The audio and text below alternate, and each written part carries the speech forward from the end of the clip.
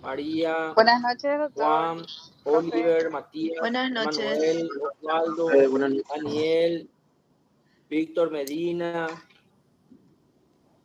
Buenas noches a todos, ¿cómo están? Excelentemente bien, doctor. Buenas noches, doctor. Buenas noches, profe. Buenas noches, doctor Fernando. ¿Cómo está usted? ¿Qué tal todos? ¿Estamos? Daniel Paras, ¿cómo está? Súper. De maravilla, gracias a Dios. Bien, Muy bien. bien, muy bien.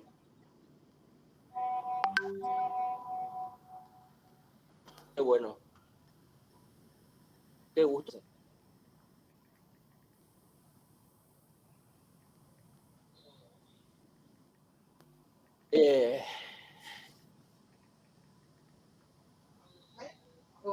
A Daniel, a Silvina, si al profe, si pueden hacer ¿verdad? Para poder. Rodolfo.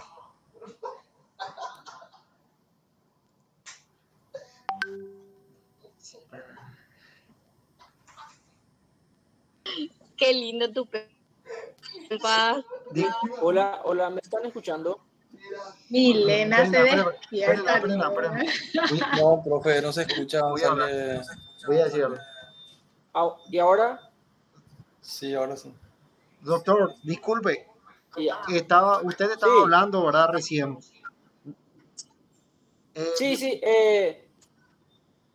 Exactamente, Daniel. Le quería nomás decir que para que ¿Pueden bajar podamos hacer un ratito? el screen respectivo, ¿verdad? Porque es lo que nos están solicitando, ya que no estamos pudiendo grabar. Tenemos que justificar que estuvimos presentes, ¿verdad? De que estamos desarrollando las clases en el horario que nos corresponde, ¿verdad? Que de 20 a 22. Entonces, de esa forma, por eso le pediría si pueden hacer un screen, porque yo de mi pantalla no lo puedo hacer. Entonces, después me pasan Daniel, Silvina. Sin problema, doctor. De hecho, ya estamos grabando también y le voy a estar pasando el link. Y también la foto. Estupendo. El tema ese de la grabación seguramente es para el manejo de usted en el grupo, sin inconveniente con eso. Ya. Y bueno, el día de hoy hace unos minutos estaba trabajando por el tema ya está el trabajo práctico, está publicado.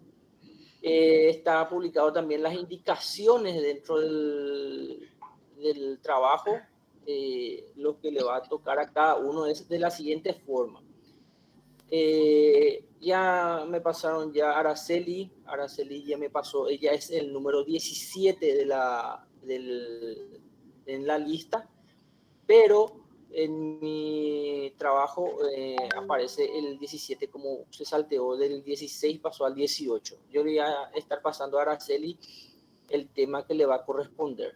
Y así específicamente a algunos que se van inscribiendo por algún motivo que ahora tienen su documento, la lista, se tienen que poner en contacto conmigo a través de los delegados y yo le voy a estar proporcionando un tema que luego pueden alzar al claro en el lugar indicado. El tema del trabajo práctico tiene una fecha del 4 de abril hasta la 23:59. ¿Alguna consulta sobre el tema? Sí, doctor. En el Classroom creo que marca la fecha de entrega para mañana. Yo creo que he visto eso, Araceli, y voy a volver a verificar porque yo creo que modifiqué, pero la fecha tiene que ser el 4 de abril. No se preocupen, en la fecha vamos a mantener siempre eso, el 4 de abril. Profe, ya se modificó. ¿Ya se modificó? Ok, estupendo. Sí, 4 de abril ya está la fecha. Sí, doctor, ya está listo. Muchas Magnífico. gracias. De suerte, está bien entonces eso, porque eso es fundamental para que esté en el Classroom. Bueno, hoy vamos a estar hablando sobre la lección 5, que es la lección 5 habla sobre los comuneros. No sé si me están escuchando ahí. Los comuneros, los principales líderes de la revolución comunera, ¿verdad? Es importante también recalcar en dónde se originó este sistema revolucionario, ¿verdad? Que esto viene de tuvo su origen en las ciudades españolas. Tuvimos acá nosotros nuestros principales líderes comuneros como José Antequera y Castro, Fernando de Mompox. También en qué año tuvimos nuestra revolución, ¿verdad? Se dio en el año 1644 a 1650. Y también tenemos para hablar sobre el Tratado de San Ildefonso, que fue un tratado entre Portugal y España, las coronas Portugal y España. Así sucesivamente, luego llegamos en la última parte, tenemos un aporte con su bibliografía completa sobre los bandeirantes. Y a poco vamos a ir desarrollando punto por punto y algunos si tienen algún aporte, bienvenido sea. Bueno. Profe, ¿puedo hacer una consulta del trabajo? Te escucho, Matías, sobre el trabajo. Sí, yo por ejemplo estoy el primero en la lista, ¿verdad? Entonces sería lección 1 lo que me toca. Lección 1, sí señor. Así mismo, Matías. Así Gracias, es. Profe, otra consulta. Liz. Sí, yo soy número 86 en la lista y 84 temas nada más hay. Y creo que somos Okay. 100 en la lista total. En ese caso me escriben y yo lo voy a ir viendo un tema específico, sin inconveniente. Gracias, profe. Dale, sin problema, Liz. Hay un trabajo por aquí. Profe Fernando. Firme, profe. Pero para el 4 de abril recién. Vamos a proseguir entonces con nuestra lección 5. Perfecto. Teniendo en cuenta que el día lunes que viene tenemos día feriado, porque se modificó nuestro calendario. Día lunes feriado. Buenas noches, profe. Con su permiso, quiero consultarle lo siguiente. Sí, María. La asignación del trabajo coincide con el número en lo que estamos matriculados. Ahora, yo me pregunto, estos temas, ¿nosotros podemos buscar inclusive otras fuentes o netamente los textos básicos que figuran en el programa? No. Tenemos los textos, es importante eso, tenemos los textos básicos que están en el programa y también tenemos los complementarios. Uh-huh. Y también se puede recurrir a las fuentes del Google. Todo sistema de Internet. Solamente que tienen que especificar nomás la fuente, la bibliografía al final. No Bien. hay inconveniente en cuanto a eso. Veo que ustedes solicitan una carátula, un desarrollo, las otras partes de un trabajo práctico como ser fuentes de investigación, introducción, conclusión, ya pasamos por alto. Como quiera. Un desarrollo de 5 hojas, tamaño A4, letra 12. La carátula es para especificar y saber a quién le corresponde el trabajo y todo eso. ¿Se puede agregar imágenes? Sin problema. ¿Y el formato debe ser solamente en Word o podemos presentar en otro formato?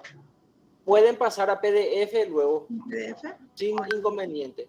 Normalmente se hace en Word todo el desarrollo, el trabajo en sí, y luego se pasa a PDF para que la otra persona del otro lado, sea el docente o alguien de los participantes, pueda abrir, entonces no se le descuadra, no sale del formato.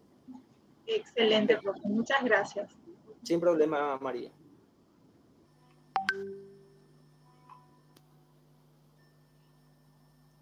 podemos ahí, profe Fernando, Perfecto, hablemos de esta doctor. lección tan apasionante. Permiso. Bueno.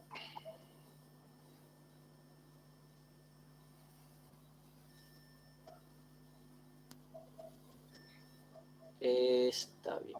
Vamos a estar desarrollando la unidad 5, que toca, ¿verdad?, los puntos muy importantes de la historia, del quiebre prácticamente entre la corona y los, vamos a decir, colonos, ¿verdad?, que se sentían ya, que tenían ese arraigo por la tierra donde desarrollaban su vida en común. Siglo XVIII, revoluciones y cambios, revoluciones comuneras. La revolución se llamó comunera porque se hizo nombre del común o pueblo.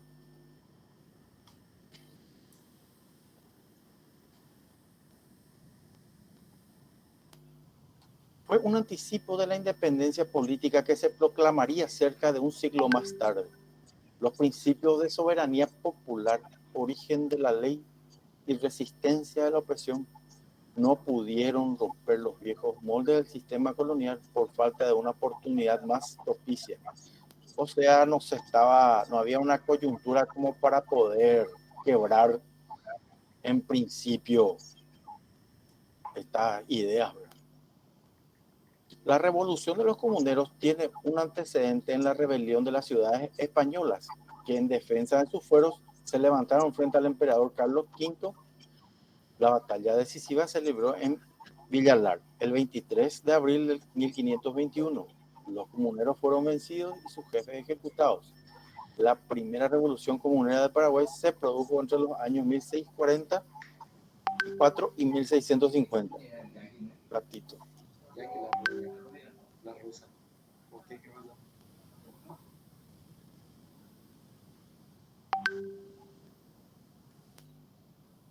Antecedentes en el siglo XVII. El más significativo de los antecedentes registrados en el siglo XVII, el tumultuoso pronunciamiento de 1649, alentando y sostenido por el Cabildo y el obispo Bernardino de Cárdenas, elegido gobernador. Se registraron circunstancias caracterizadoras de los movimientos comuneros: el clamor colectivo canalizado por el Cabildo a su seno a través de las asambleas populares, la convicción de la insuficiencia y potestad para elegir sus autoridades, la cerrada oposición a los jesuitas y la decisión de armarse y luchar por sus intereses hasta las últimas consecuencias. Fue en épocas de la Revolución Comunera que el fray Bernardino de Cárdenas acuña una frase que demostraba su ideal en contra de la monarquía. La misma sostenía la idea de que el poder del rey no puede estar por encima de la voluntad popular. Y la máxima frase engloba el ideal comunero: Vox Populi, Vox Dei. La voz del pueblo es la voz de Dios.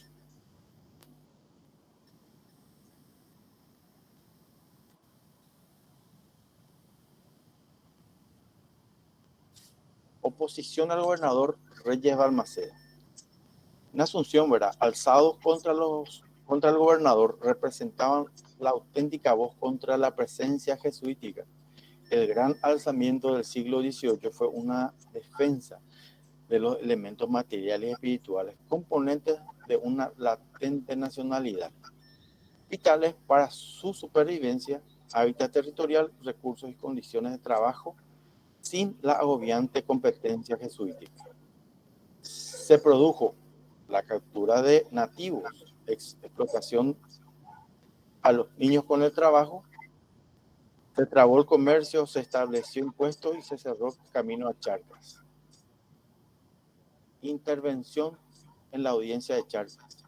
El procurador Tomás de Cárdenas llevó a los cargos contra Reyes de Balmaceda y la audiencia de Charcas envió a un juez pesquisador, el doctor José Antequera y Castro, quien destituyó al gobernador y asumió el poder. Él anunció la partida de una nueva expedición. Tomó comprometida la situación de los comuneros y Antequera optó por concurrir a Charcas para justificar su actuación, en donde fue reducido a prisión por orden del virrey.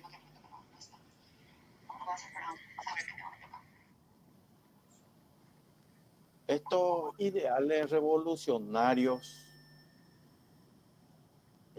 tuvo su empuje, como hablamos en principio ya, de los pueblos españoles, ¿verdad?, en contra de la monarquía, de los reinados que constituían lo que era toda España, ¿verdad? También la toma de la Bastilla, ¿verdad?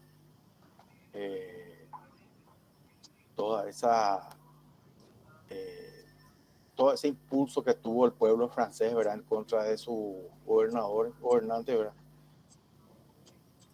para justamente poder derrocar y propiciar un nuevo sistema de gobierno, ¿verdad?, que sea un poco más social, digamos, porque el pueblo en aquel entonces, el pueblo francés, pasó muy mal. Gente que moría de hambre, mientras que la realeza se pasaba de fiesta en fiesta, y el descuido total con respecto a la población, ¿verdad? Todos esos ideales también que ellos tuvieron de libertad, igualdad, fraternidad, se vieron también, llegaron a América. También llegaron a las colonias, a los Estados Unidos de Norteamérica, ¿verdad?, que también fueron despojándose del Imperio Británico en aquel entonces. Toda la América prácticamente estaba en pos, ¿verdad?, de romper las cadenas y poder gobernarse por sí misma, pero no iba a ser fácil tampoco. No, ni ahí. José de Antequera y Castro, en 1717, fue nombrado gobernador de la provincia del Paraguay. El alcalde provincial de Asunción, Diego de los Reyes Balmaceda, quien fue apresado por las siguientes acusaciones: carecer de la despensa de la naturaleza, tener nativos en servicio personal, haber trasladado a los nativos payaguáes a las reducciones del Uruguay, haber establecido impuestos sin autorización de la corona, trabar comercio y comerciar con extranjeros y cerrar los caminos a Charcas por su mal gobierno. Por esto fue nombrado José Antequera y Castro como juez pesquisador, ¿verdad?, de la audiencia de Charcas. Cuando llegó a Asunción en 1721, encontró indicios de la culpabilidad del gobernador y lo mandó a apresar y convocó al cabildo a una autorización de la audiencia para ejercer el mando en caso de que éste resulte culpable. Fernando de Mompox. La actuación de Mompox fue breve, pero trascendente. Fue el tercer jefe conocido. Conoció a Antequera en la cárcel. Decidió marchar de Paraguay a sostener sus ideales. Escapó de la cárcel, fue a Chile y luego a Argentina y con posterior al Paraguay. Y ahí organizó a los comuneros. Se eligió una junta gubernativa de la provincia en la cual depositó al común el poder. El presidente de la misma fue José Luis Vareiro, que traicionó la causa entregando a Mompox. Siguió un periodo de anarquía y confusión. El ideal comunero. El movimiento comunero fue aplastado por una expedición al mando de Zavala, que venció a los comuneros en Tabacuy. La represión fue durísima. Se obligó a la provincia a guardar perpetuo silencio y que nadie jamás se atrevió a reunirse o a hablar en una junta común. En el curso de la porfía lanzaron los comuneros un principio.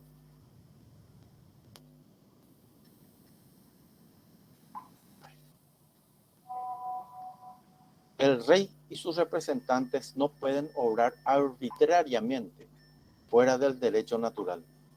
El común puede reunirse para examinar las decisiones del monarca. Puede acatarlas pero no cumplirlas cuando son contra derecho. El ideal comunero se extinguió por toda la América. Este es un principio también, ¿verdad?, que ellos mantenían en base a lo que es el derecho natural. Y esta frase más adelante en Buenos Aires también, ¿verdad?, lo tenían muy presente, que las disposiciones de la corona se acatan, pero no se cumplen, porque se dio la coyuntura de que Napoleón invadió España con el pretexto de atacar Portugal, y los españoles, los gobernantes españoles fueron detenidos, apresados en el mismo lugar donde se encontraban. ¿Y qué pasó?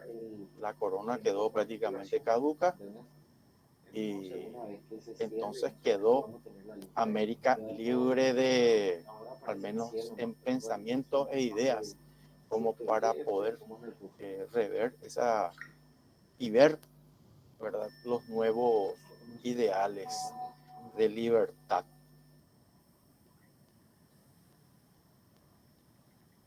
Los líderes comuneros. Fin de los comuneros, sanción impuesta al Paraguay. Los líderes eran José Antequera y Castro y Fernando de Mompox. Se abolió el derecho que tenía el pueblo desde 1537 de elegir gobernador en caso de vacancia, y fueron embargados todos los productos del Paraguay. Se prohibió la libre exportación. Las mercaderías tenían que pasar por el puerto preciso de Santa Fe.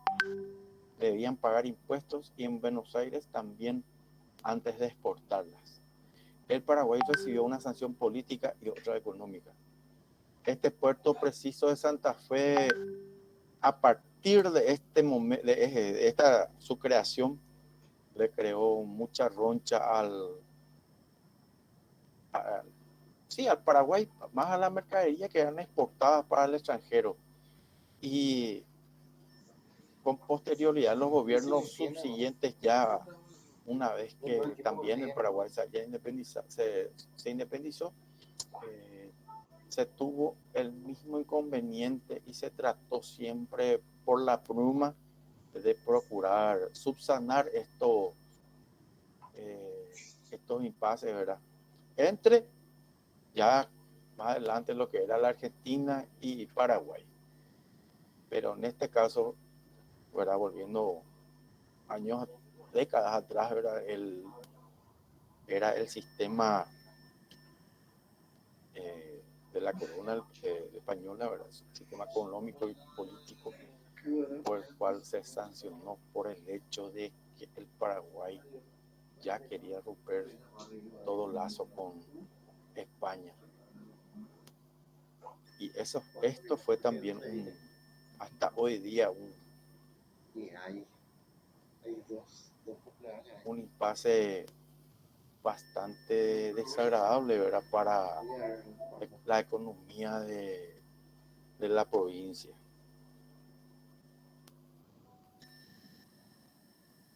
Rivalidad hispano-portuguesa, los bandeirantes.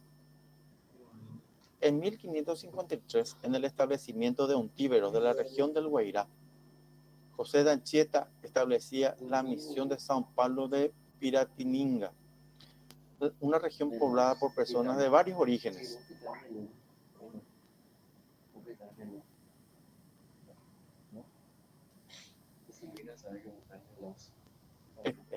Portugueses, españoles, italianos, aventureros, delincuentes, quienes constituyeron el cuerpo y alma de los bandeirantes, que constituían tropas de centenares de mestizos y auxiliares indígenas lanzadas sobre las posiciones españolas en busca de botín.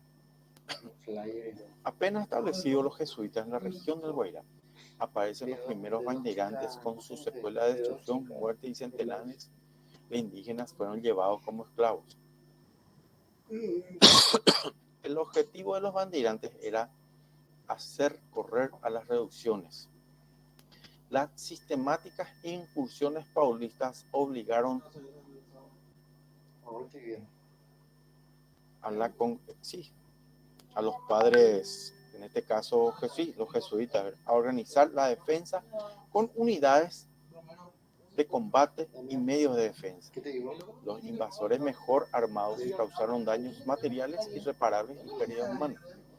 Consumada la obra de los banderantes, con el abandono por los españoles en la inmensa región al oriente de las cordilleras de la Mambay y Maracaybo, se produjo con total impunidad y sin obstáculos la penetración portuguesa en jurisdicción española, la ineptitud de la diplomacia española en este caso. De esta motivaron la pérdida de tan extensos y valiosos territorios. Al final de la clase y de las diapositivas hay una información que yo había rebuscado ahora y les anexé a esto para que lean y vean el contexto y el trasfondo del por qué esta actuación, del por qué tan esa barbarie que se cometía, ¿verdad? Y para dilucidar cualquier duda al respecto y tener, y todo con bibliografía, no es que así nomás también, ¿verdad? Están los textos que apoyan, ¿verdad? Lo que justamente está en esa información. Y más allá de todos los... A nosotros, por ejemplo, bueno, los bandeirantes tenemos la noción que se nos enseñó en la escuela, en el colegio y en la historia, ¿verdad? Pero también del otro lado tienen otra visión y otra versión al respecto. Se los recuerda y existen monumentos en el Brasil, ¿verdad? Con respecto a las bandeiras, ¿verdad? Este conjunto de personas que constituyeron una empresa con el fin, ¿verdad? El trasfondo de expandir los territorios de la corona portuguesa. Si bien los fines tal vez hayan sido en busca de oro, plata, de comercializar esclavos a través de las incursiones, ¿verdad? Y los ataques que se le hacían a las reducciones, pero la finalidad siempre fue la punta de lanza. ¿Por qué Portugal utilizó este sistema? Portugal tenía un gran aliado que era Inglaterra, y era también quien le vamos a decir, tenía mucha injerencia en su diplomacia y en sus asuntos internos, ¿verdad? Con relación o en lo que sería Sudamérica. Y les voy a dar un ejemplo 300 años después 400 años después de esto. Durante la Guerra de las Malvinas,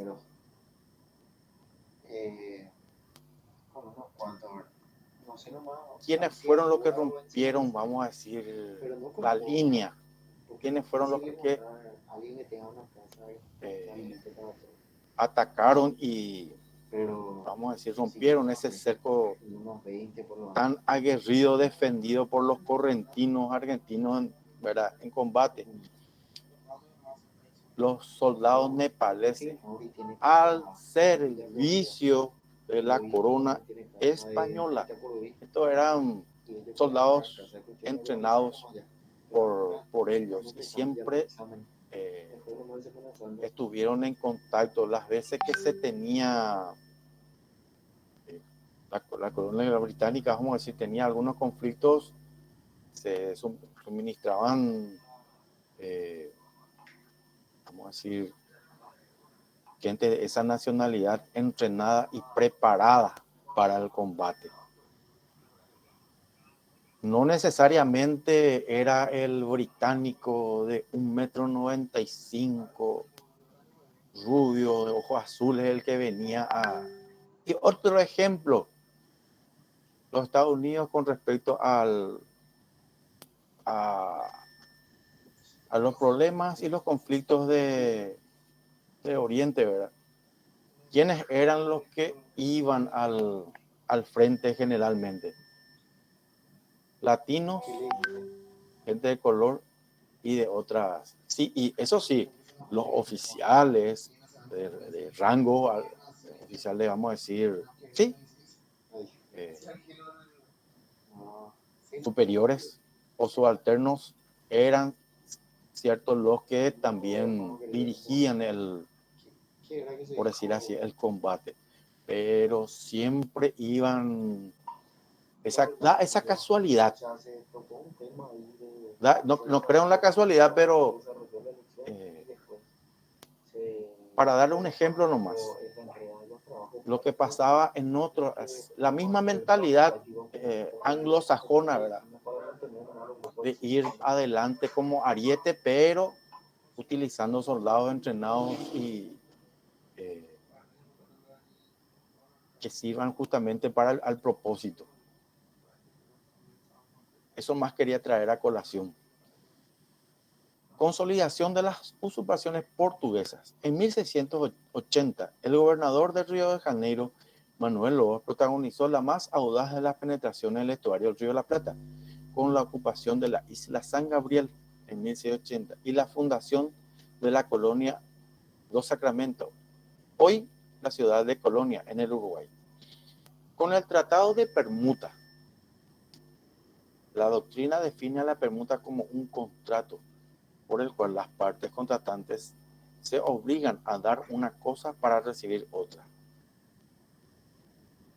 El 13 de enero de 1750, documento firmado por Fernando VI de España y Juan V de Portugal, se consolidó la ineptitud de la diplomacia española. Esa fue la cerecita. Y la habilidad portuguesa, ya que estipulaba la devolución de Colonia de Sacramento y llegaba hasta los ríos Paraguay, Paraná y Uruguay. En este último sector, la entrega incluía los pueblos jesuíticos. Y en la siguiente diapositiva, se puede visualizar, ¿verdad? Lo que ahí abajo mismo está medio un rosadito claro. Y con eso prácticamente lo que era hasta ese momento la salida al océano, al mar por la provincia del Paraguay, quedó cercenada. Y eso queda en los tratados. Hay un principio de derecho internacional público que reza así: pacta sunt servanda. Los tratados firmados deben ser respetados. Pero da la casualidad nomás que de parte de nuestros vecinos nunca hubo esa buena predisposición. Y van a dar todavía, vamos a dar más adelante y van a dar en derecho diplomático con más profundidad los límites entre Paraguay y Brasil no están delimitados, están bajo agua. Eso van a encontrar en el libro del profesor Luis Genetti, Historia Diplomática de Paraguay, y el profesor doctor Salum Flecha, con respecto a estos temas. Esa problemática ya vino después ya en la década del 60 al 50, con la postura del Brasil, ¿verdad?, de utilizar las aguas para justamente salir en lo que es y constituir lo que hoy es la represa de Itaipú, para beneficios, bueno, en los papeles 50 y 50, pero después eso se fue vamos a decir, sí, se fue modificando en detrimento de uno y en favor de otro.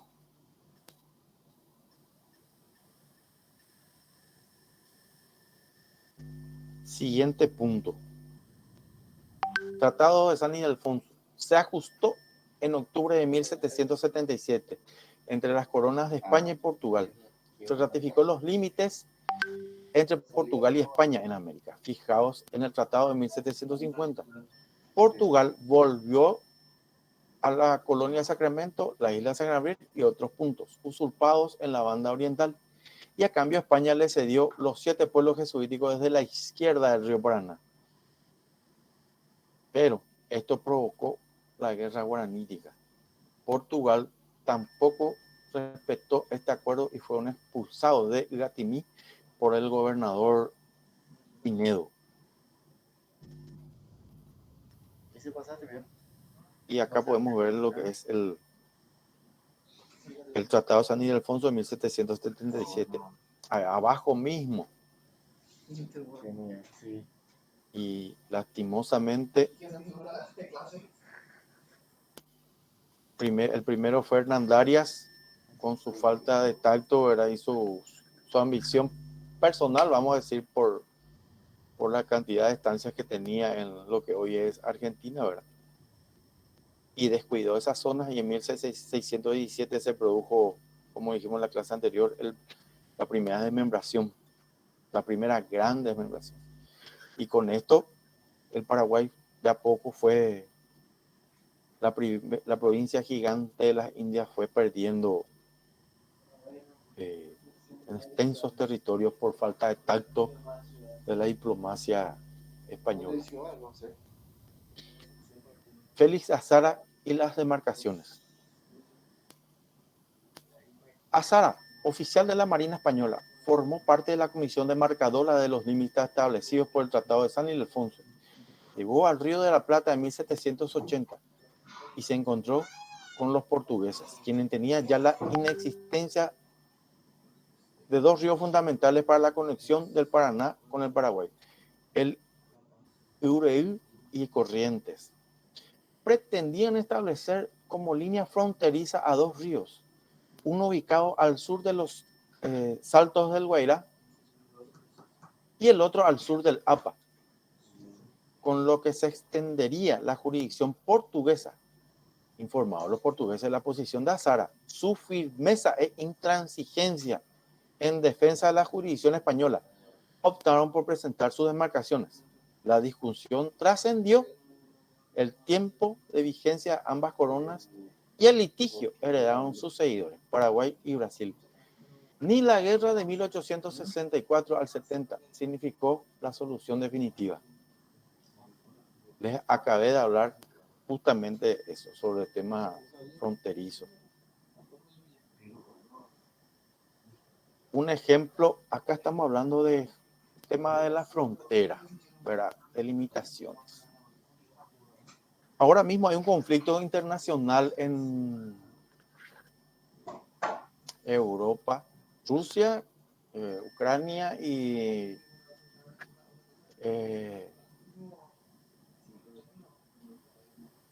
hay dos ciudades que van a independizarse. 2 regiones, vamos a hablar. Se quieren independizar como país, pero van a responder a Rusia. Y en caso de que Ucrania los ataque, Rusia los va a defender. Sabemos bien que el tío Sam también no se va a quedar de brazos cruzados y le va a venir también, ¿verdad? El ejemplo que estoy dando, que, no sé, dentro de 30 años puede pasar lo mismo con Amambay y Canendiyú. Y si el gobierno se va y quiere utilizar la fuerza, imagínense, hay ciudadanos brasileños, se maneja esa moneda, se habla ese idioma, y ¿quién le parece que Brasil le va a tener que vender a sus súbditos? Y ahí empieza otro tema. Y una buena excusa como para poder adueñarse de toda esa franja y de la represa. No creo que lleguen hasta Itapúa porque ahí está Yacinetá y ese va a ser ya problema con, si bien con Paraguay, pero con la Argentina. Digo nomás, doy nomás esa idea. Ojalá que nunca se dé y tengamos presencia del Estado en esas latitudes, ¿verdad? Legítimamente de posesión paraguaya. Con toda la desgracia que tuvimos, de igual forma, eso está a favor nuestro, está documentado y esperemos que no, nunca pase a mayores. Fundaciones portuguesas en el Alto Paraguay. A partir de 1719, expediciones portuguesas establecieron poblaciones permanentes en el Alto Paraguay. Las más importantes fueron Cuyabá, Coimbra y Albuquerque. Luego, al amparo del Tratado de San Ildefonso, fundaron Corumbá, Miranda e Igatimí. Ya terminaba casi el siglo XVIII, en 1792, cuando el coronel Zavala Delgadillo asentó en la banda derecha del río Paraguay un fuerte, el Fuerte Monbol, actual Fuerte Olimpo, que se había levantado justamente para la protección del avance de los portugueses. Segunda mitad. ¿Sí? ¿Le escucho? Bueno. No, profe, se activó nomás su micrófono, profesor, por eso nomás es que estaba... Perfecto. Prosigo, doctor. Segunda mitad del siglo XVIII, gobiernos de la época. En esta época fue de vital importancia para la provincia y su imagen trascendió a la vida independiente. Una dirigencia criolla integrada por civiles, militares y eclesiásticos, convertidos en breve paso en próceres de la independencia. Se registró un notable auge poblacional. Ajos, Coronel Oviedo, Carayao, Los Arroyos, San José, Barrero Grande, Cacupié, Piribebuy, Caraguatay. La apertura de carreteras hizo posible la intercomunicación terrestre en la capital. Agustín Fernando de Pinedo. Con esto, ¿verdad? Con lo que acabamos de hablar, el Paraguay estaba creciendo de adentro se estaba expandiendo por dentro, vamos a decirle, ¿verdad? Estaban ya, como les dije anteriormente, la primera independencia que tuvo el Paraguay a través de su arraigo fue su cultura. Y en esa cultura entra el lenguaje. A partir de ahí, después ya vienen lo que son los usos y costumbres, ¿verdad? De la época. Pero a partir de ese lenguaje de comunicarse el paraguayo con ciudadanos, vamos a decir, de la provincia, se manejaban en ese idioma. Traigo a esta colación nomás para no dejar pasar. Agustín Fernando de Pinedo visitó gran parte de la provincia y la defendió contra los portugueses. Su preocupación poblacional materializada en numerosos pueblos, San Lorenzo del Campo Grande y Paraguarí, que creó Quindú, en territorios que fueron de los jesuitas, en el Guairá, Igatí y Remolinos sobre el río Paraguay. Fundó Villa Real de la Concepción, desalojó a los portugueses de la Villa Igatimí, presentó al rey un informe completo sobre la situación del Paraguay. A partir de estas defensas que hacían los paraguayos, por llamarlos así, a los que estaban en la provincia, ¿verdad? Las veces que fueron en mano a mano en combate, tanto los indígenas, ¿verdad? Como también los paraguayos criollos, o llamémosle mestizos, siempre salieron victoriosos de sus combates y concretaron su cometido, ¿verdad? Que a la defensa del territorio. En la época de Don Carlos pasó un par de veces y la misma resultados positivos para la provincia, ¿verdad? El desalojo de las incursiones portuguesas.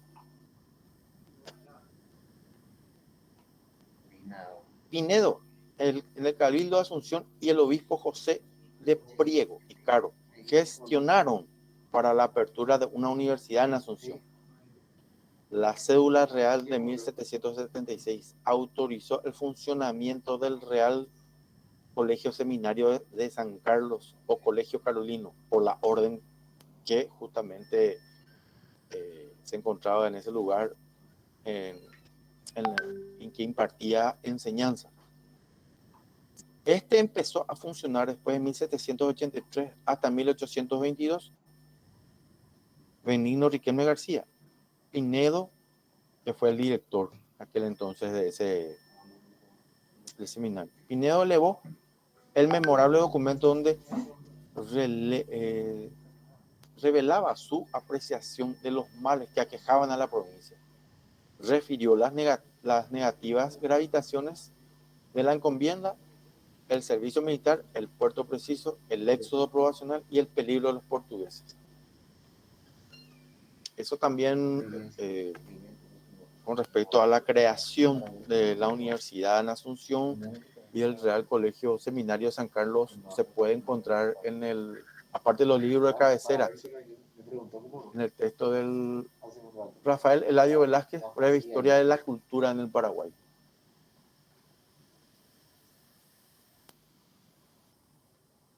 El Virreinato del Río de la Plata. Con la creación del virreinato, el 1 de agosto de 1776, se produjo el cambio de dependencia, a cuya jurisdicción pasó la provincia del Paraguay. El primer virrey fue Pedro de Ceballos. Abarcaba la actual Argentina, actuales territorios uruguayos, sur de Brasil, Paraguay y Bolivia. La capital del nuevo virreinato fue establecida en Buenos Aires. Y a partir de ese entonces también estos documentos utilizaban para poder influenciar más adelante, ¿verdad?, en las ideas de anexar al Paraguay, al virreinato. Todo documentado, pero al romper las cadenas, al independizarse un país, y más todavía el Paraguay, que no necesitó de un Simón Bolívar o de un San Martín, ¿verdad? Menos todavía iban a reconocer todo ese esfuerzo que se hizo, iban a pretender reconocer la autoridad de Buenos Aires, siempre al Paraguay, y a partir de los comuneros se lo llamó también, o se lo dominó, la provincia rebelde, porque nunca quiso someterse, nunca no estuvo en el ánimo del paraguayo seguir bajo el predominio español.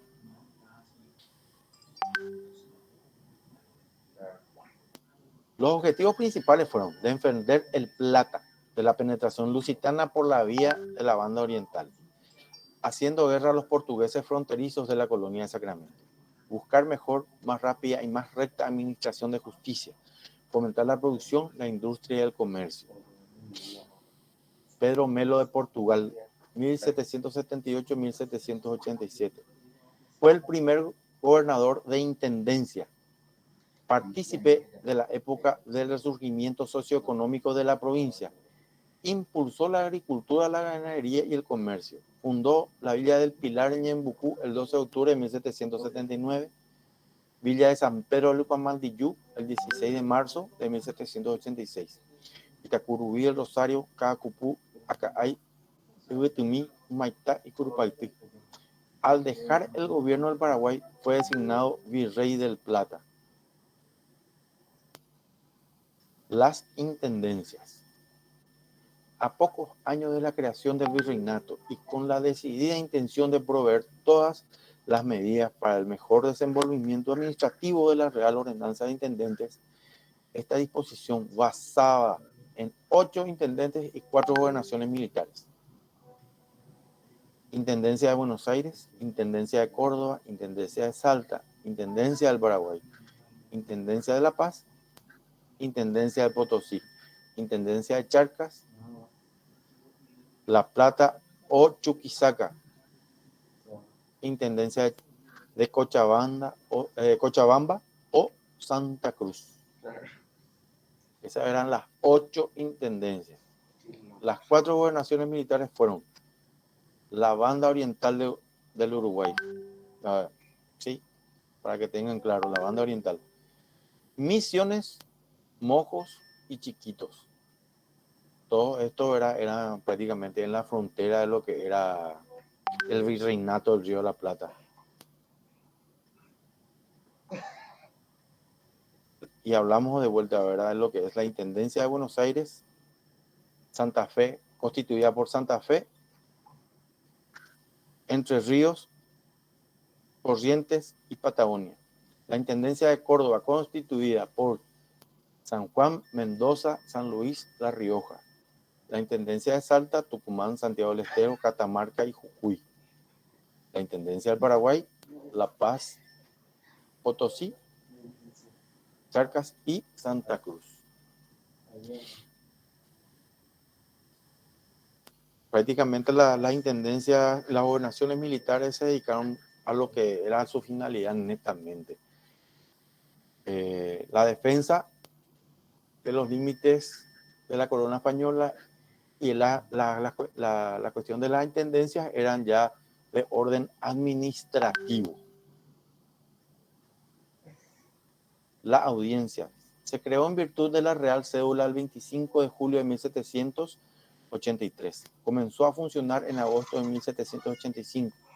La instalación de la audiencia en Buenos Aires significó la vigencia de la capital del virreinato, de la más alta jerarquía, una política y otra judicial. Significó el cese de la jurisdicción del virreinato del Perú a partir de esta cédula, la Real Cédula, y su audiencia sobre el Paraguay. Hay que tener en cuenta también un detalle, así como todos los documentos emanados de la corona eran real, llevaba el nombre de real. Todo lo que fue como hablamos hace rato, las instituciones educativas, los documentos que provenían de ellos, todos utilizaban ese nombre, ese distintivo, vamos a decir. Joaquín Alós y Bru, 1787-1796. Fundó el fuerte de Borbón para frenar las invasiones portuguesas, exploró el Chaco y mandó una importante expedición al Bermejo. No se puede negar su obra progresista. Dispuso la fundación de Laureles y la reorganización de otras poblaciones sujetas a las autoridades de la Villa del Pilar. La razón era una mejor organización para enfrentar el peligro indígena y la penetración clandestina de los correntinos. Continuó el resurgimiento económico de la provincia mediante la reapertura del comercio con el Río de la Plata, a la yerba mate, la madera, los cueros. Se sumó el tabaco como valor de exportación y comercio fluvial. Lázaro Rivera y Espinosa de los Monteros, 1796-1806.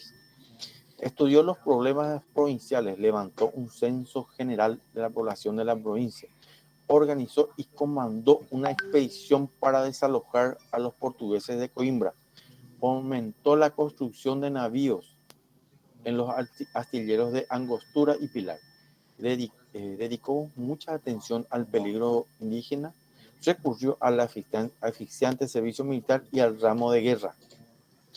Con los nativos guanas fundó San Juan de Nepomuceno, incrementó la producción del tabaco y la fabricación de cabos y calabrotes de fibras de caraguatá.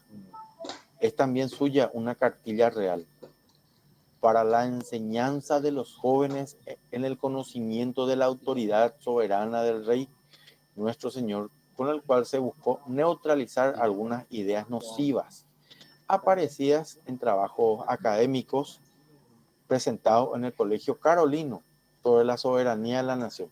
Imagínense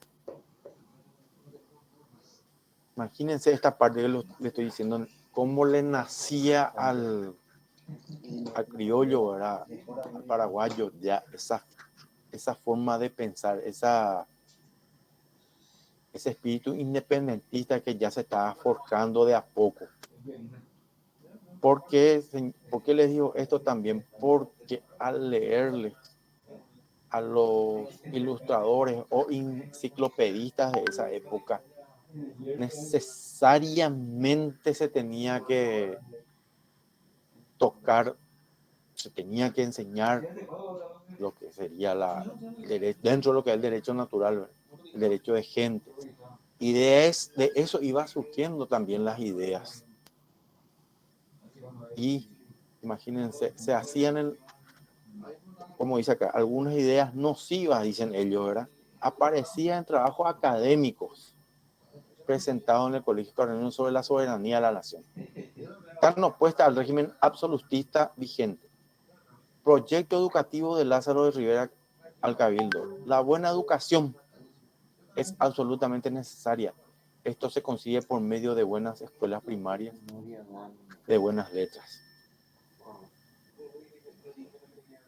Y este proceso, vamos a llamarle académico, lo que es la formación, llamémosle intelectual del paraguayo, absolutamente todo se vino abajo con la guerra del 70. Y después, ¿verdad? Obviamente, con el transcurso del tiempo, se fueron haciendo otra vez, se fueron fomentando los niños, ¿verdad? Los jóvenes, las escuelas en los colegios y mucho después en la universidad. Ya que el primer intento de la fundación de una universidad primero fue, vamos a ver más adelante, en 1850, 1882. Y yo les pregunto a ustedes les pregunto, ¿cuál fue y en qué año fue la última?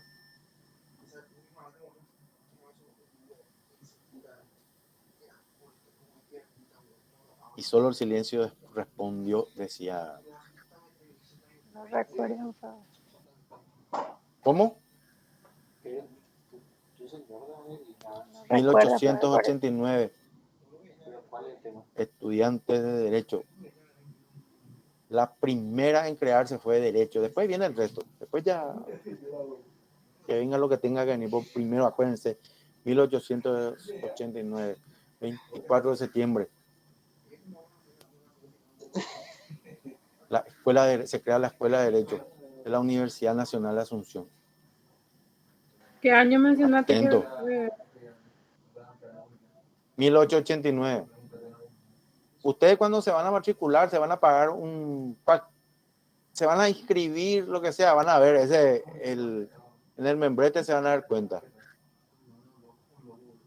Bueno, Bernardo Velasco y Huidobro, 1806-1811. El gobernador militar del territorio de Misiones viajó al Río de la Plata para colaborar con la defensa contra los ingleses. De regreso, se ve envuelto en la corriente revolucionaria. La misión Espínola y Peña provocaría convocatoria del Congreso del 24 de julio de 1810. La defensa del régimen español de la provincia entregó el poder en la Revolución Triunfante el 15 de mayo de 1811. Su presencia en el triunvirato o gobierno provisional fue nominal y declaratoria. ¿Por qué? Para que los españoles no cunda el pánico entre los ciudadanos españoles que estaban radicados en la provincia de Paraguay, de tal manera que estos de calmar los ánimos.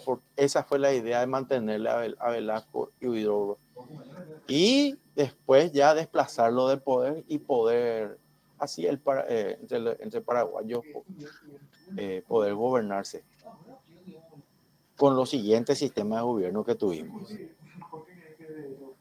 Entregó la Revolución Triunfante el 15 de mayo de 1811.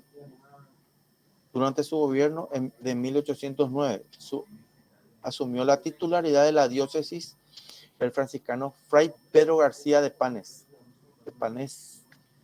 Fue el último obispo del periodo hispánico y el primero de la época independiente.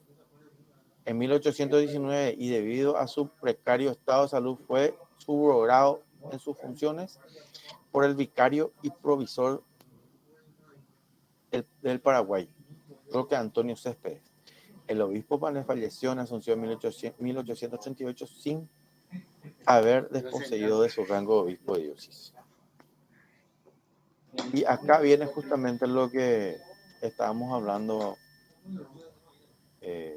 la parte final, la conspiración del silencio era una historia desconocida sobre los banderantes judíos del Brasil. Hace esa aclaración la doctora Anita Novinsky al respecto. Y yo esto quiero dejarlo para información de ustedes, que ustedes lean aparte, ¿verdad? Que ustedes lean en sus casas detenidamente y saquen ustedes sus conclusiones. ¿Alguna consulta?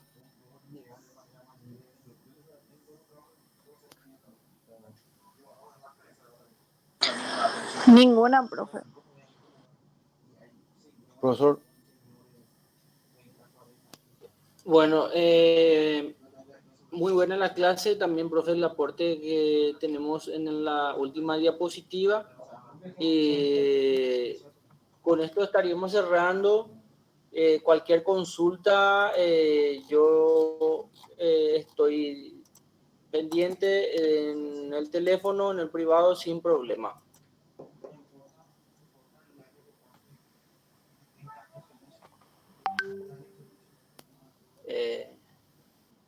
Me contactan los delegados sin ningún tipo de inconveniente, o cualquiera de los integrantes de este selecto grupo.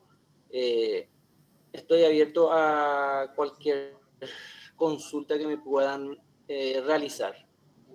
Gracias, profe. Muchas gracias. Dale, profe, muchísimas gracias. Gracias, profesor. Gracias. Gracias, profesores. Éxito. Buenas noches. Hasta luego. Gracias, profesores. Gracias. Buenas noches. Buenas noches, Hasta profe. la próxima clase. Nos vemos dentro de 15 días. Hasta luego. Hasta luego, profe. Hasta luego, profe. Buenas noches, que tengan buen descanso y a las órdenes. Profe, ¿cómo marcamos asistencia? En el Classroom. La asistencia pueden, en el Classroom, pueden ir poniendo su nombre, el número de cédula. Ah, porque no encontré nomás que mis compañeros hayan dejado su nombre. Dale, Sí, gracias. la elección. No se preocupe. Ahí nomás. Una elección. Por elección no era, profe. Sí, ahí nomás.